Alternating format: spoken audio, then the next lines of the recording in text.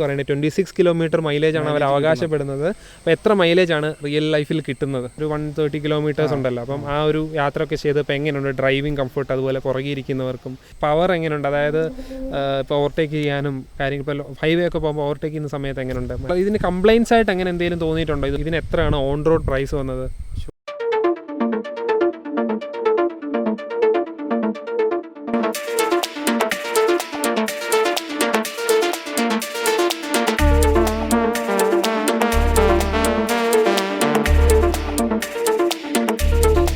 Hello friends, walk the ലൈഫിൻ്റെ ഏറ്റവും പുതിയ എപ്പിസോഡിലേക്ക് സ്വാഗതം. നമ്മൾ ഇന്ന് കൊണ്ടുവന്നിരിക്കുന്ന വാഹനം മാരുതിയുടെ സെലിറിയോ ആണ്. നമ്മുടെ ഈ വർഷം ലോഞ്ചായ സെലിറിയോ ആണ് നമ്മൾ ഇന്ന് കൊണ്ടുവന്നിരിക്കുന്നത്.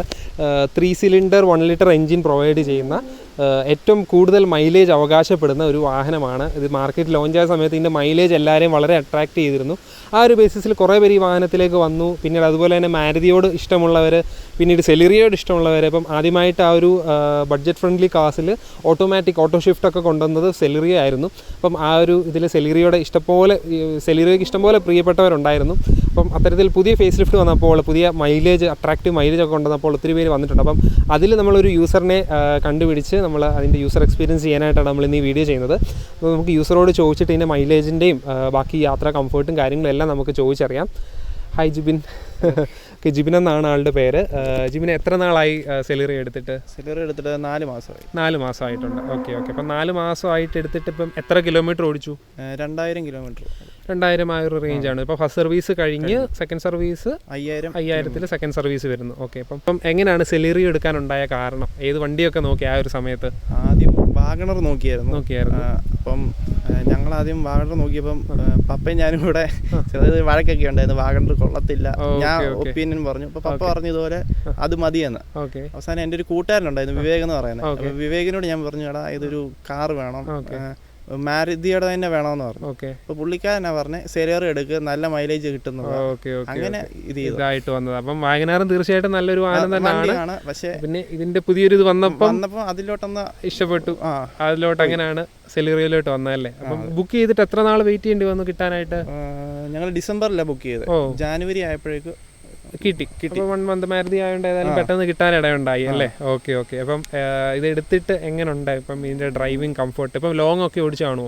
ഓടിച്ചു. കൊച്ചിയിൽ പോയായിരുന്നു. ഒരു 130 കിലോമീറ്റേഴ്സ് ഉണ്ടല്ലോ. അപ്പം ആ ഒരു യാത്രയൊക്കെ ചെയ്തപ്പോൾ എങ്ങനെയുണ്ട് ഡ്രൈവിംഗ് കംഫർട്ട്, അതുപോലെ പുറകിരിക്കുന്നവർക്കും എങ്ങനെയുണ്ട്? യാത്രാസുഖം എങ്ങനെയുണ്ട് അതിന്റെ? ഡ്രൈവിംഗ് നല്ല കംഫർട്ടാണ്. ഏറ്റവും നല്ല ബാക്ക് സീറ്റ് ഇരുന്ന് നോക്കുമ്പോഴാണ് നല്ല സുഖമായിട്ട് നല്ലതായിട്ട് ഇരിക്കുന്നുണ്ട് അല്ലേ? ബാക്കി ഡ്രൈവിംഗ് കംഫർട്ട് എങ്ങനെയുണ്ട്? അപ്പം യാത്രാസുഖമൊക്കെ എങ്ങനെയുണ്ട്? സസ്പെൻഷൻ നല്ലതായതുകൊണ്ട് ബാക്കി ഇരിക്കുന്നവർക്ക് നല്ല സുഖമാണ്. ഓക്കെ. ഓടിക്കുന്നതാണെങ്കിലോ? അതും നല്ല സുഖമാണ്. ഓക്കെ. ഗിയർ ഇടാനാണെങ്കിലും മാനുവലാണ് മേടിച്ച് വെക്കുന്നത്. അപ്പോൾ ഇതേത് മോഡലാണ്? ഇത് വേരിയന്റ് ഏതാണ്? സെലിറിയോ VXi. അപ്പം ZXiയുടെ തൊട്ട് താഴത്തെ മോഡലാണ് വന്നിരിക്കുന്നത്, VXi. അപ്പം പെട്രോൾ ഈ മോഡൽ വന്ന ഇപ്പം ഇതിന് എത്രയാണ് ഓൺ റോഡ് പ്രൈസ് വന്നത്? Showroom price 5,93,000. ഓക്കെ. പിന്നെ ഇൻഷുറൻസ് ഉണ്ട്, ടാക്സ്, പിന്നെ എല്ലാം കൂടെ കൂട്ടി 693 ഓൺ റോഡ്. അപ്പോൾ 7 ലക്ഷം രൂപയിൽ താഴെ തന്നെ നമുക്ക് സെലിറിയോ കിട്ടി അല്ലേ? അപ്പം VXi എന്ന് പറയുമ്പോൾ അതിനകത്ത് ഇൻഫർടൈൻമെന്റ് സിസ്റ്റം ഒന്നും കാണില്ലല്ലോ. ഇതിനകത്ത് ഇൻഫർടൈൻമെന്റ് ഒക്കെ ഉണ്ടല്ലോ. ഉണ്ടായിരുന്നു. ഇത് ഷോറൂമിൽ നിന്ന് സ്വന്തമായിട്ട് ചെയ്യിപ്പിച്ചതാ. ഷോറൂമിൽ നിന്ന് പുറത്ത് അല്ലാതെ ചെയ്യിച്ചല്ലേ വണ്ടി എടുത്തതിന് ശേഷം? ഓക്കെ. അപ്പം സോണിയുടെ സെറ്റാണോ? സോണിയുടെ. ഓക്കെ. അപ്പം അതിന് എത്ര എക്സ്പെൻസ് ആയിട്ടുണ്ട് സോണിയുടെ വെച്ചപ്പോൾ? 16,500 ആ ഒരു റേഞ്ച്.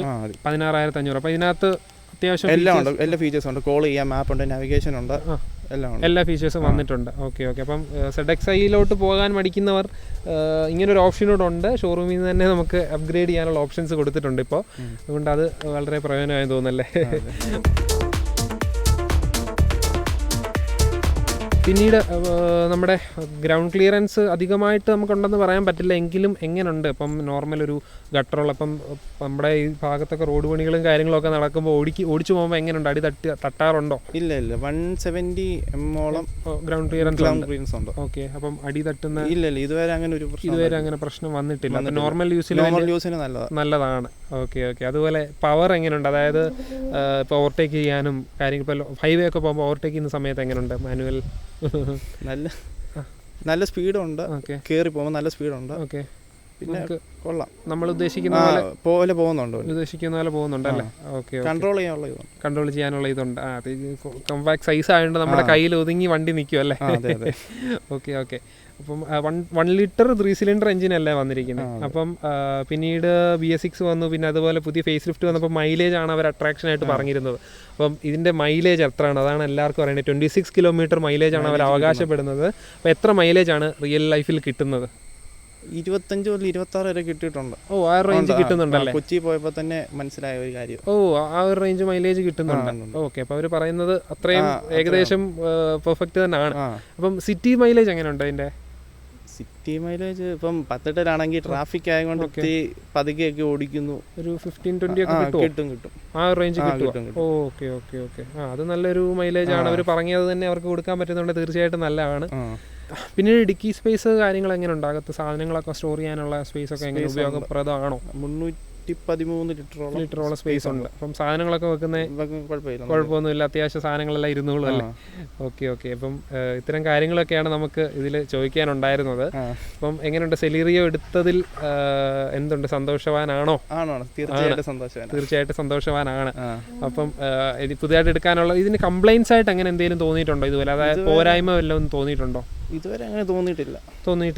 പുതിയൊരു വണ്ടിയാണ്, 4 മാസം ആയുള്ളൂ, അറിയത്തില്ല. അങ്ങനെ പറയത്തക്കതായ പ്രശ്നങ്ങളൊന്നുമില്ല. ഓക്കെ, തീർച്ചയായിട്ടും മാരുതിയാണ്. പിന്നെ സർവീസും എല്ലാം നമുക്ക് ഇഷ്ടം പോലെ അവൈലബിൾ ആണ്. പ്രശ്നം വന്നാലും നമുക്കൊരു കുഴപ്പമില്ല, വാറന്റി ആണല്ലേ, എല്ലാം ഇത് കവർ ചെയ്തിട്ടുണ്ടല്ലോ. Okay okay. അപ്പം അത്തരം കാര്യങ്ങളാണ് നമ്മൾ മാരുതി സെലീറിയോയെ പറ്റി ചോദിക്കാനുണ്ടായിരുന്നത്. അപ്പം ഈ ഒരു മൈലേജ് കമ്പനി അവകാശപ്പെട്ടപ്പോൾ അതിൻ്റെ സത്യാവസ്ഥ എന്താണെന്ന് അറിയണമെന്ന് എനിക്കും ആഗ്രഹം ഉണ്ടായിരുന്നു. ഏതാനും പേര് കമൻറ്റ് ചെയ്തിട്ടുണ്ടായിരുന്നു സെലീറിയോടെ ചെയ്യുമോ എന്നുള്ളത്. അധികം ഇത് വന്നില്ലെങ്കിൽ എനിക്ക് പേഴ്സണലി ആഗ്രഹം ഉണ്ടായിരുന്നു സെലീറിയോടെ ഒരു ഇത് അറിയാൻ വേണ്ടിയിട്ട്. അപ്പോൾ അത്തരത്തിൽ നമ്മൾ ഇന്ന് വീഡിയോ ചെയ്തു. Thank you bro, thank you so much. Okay, നമ്മുടെ വീഡിയോ എല്ലാവർക്കും ഇഷ്ടപ്പെട്ടു എന്ന് വിചാരിക്കും. നമ്മൾ കുറച്ചുകൂടെ ലോങ് റണ്ണ് ആയ വണ്ടികൾ നമ്മൾ വീണ്ടും കൊണ്ടുവരുന്നതായിരിക്കും. ഇപ്പം വണ്ടി ഇറങ്ങിയിട്ട് കുറച്ച് മാസങ്ങളെ ആയിട്ടുള്ളൂ, അതുകൊണ്ടാണ് നമ്മൾ കിലോമീറ്റേഴ്സ് കുറഞ്ഞ് ഉള്ള വണ്ടിയായത്. കുറച്ച് കാലം കൂടെ കഴിയുമ്പോൾ നമുക്ക് കുറച്ചുകൂടെ കിലോമീറ്റർ ഓടിയ വണ്ടി നമ്മൾ തീർച്ചയായിട്ടും ചെയ്യുന്നതായിരിക്കും. അപ്പോൾ നമ്മുടെ വീഡിയോ എല്ലാവർക്കും ഇഷ്ടപ്പെട്ടു എന്ന് വിചാരിക്കും. നമ്മുടെ ചാനൽ സബ്സ്ക്രൈബ് ചെയ്യാനായിട്ട് മറക്കരുത്. പുതിയൊരു വീഡിയോ ആയിട്ട് നമ്മൾ വീണ്ടും വരുന്നതായിരിക്കും. അതുവരേക്കും ഗുഡ് ബൈ.